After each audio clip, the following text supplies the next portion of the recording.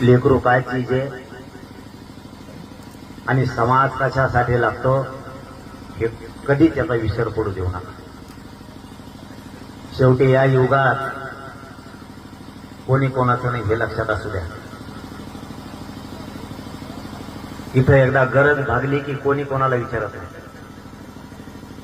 आमदार असेल, मंत्री असेल, खासदार असेल, कोणी पण असू द्या, त्याची एकदा गरज भागली तर पुन्हा आपल्याकडे कोणी येत नाही. म्हणून तुमचे लेकरं तुमचा खरा आयुष्याचा आधार आहे. आपल्या गावखेड्यात एक मन आहे बघा, म्हातारपणाला आधाराची काठी आपलं लेकरूच असतं. तुम्ही जर कधी दुःखात गेलात तर तुमच्या डोक्यावरून हात फिरायला, तुमच्या पाठीवरून हात फिरायला तुमचं पोरग किंवा पोरगीच येणारे, कोणता नेता येणार. तुमच्यासाठी दुःखाचे अश्रू कोणाच्या डोळ्यात येतील तर ते तुमच्या पोराचे किंवा पोरीचे येतील. हे मराठी कधी विसरू नका. म्हणून इतरांना हमेशा मोठं करण्यापेक्षा आपल्या लेकरा बाळाला कसं मोठं करता येईल याच्याकडे सगळ्यांनी लक्ष द्या. मला जर तुमच्या जीवावर मोठं व्हायचं असतं तर मी आतापर्यंत काहीही झालो असतं.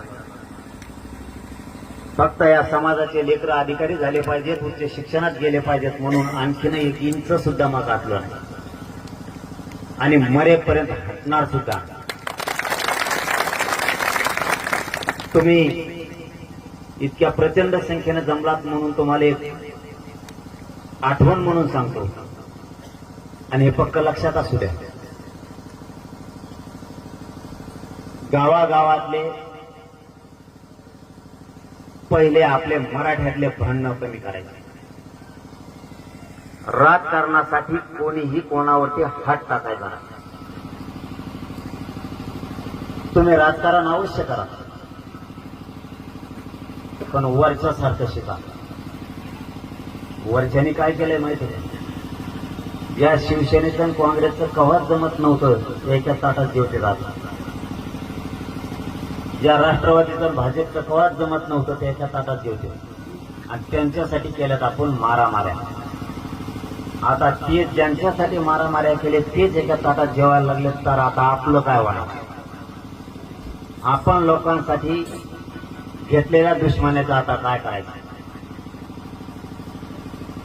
म्हणून तुम्ही निवडणुका लढल्या,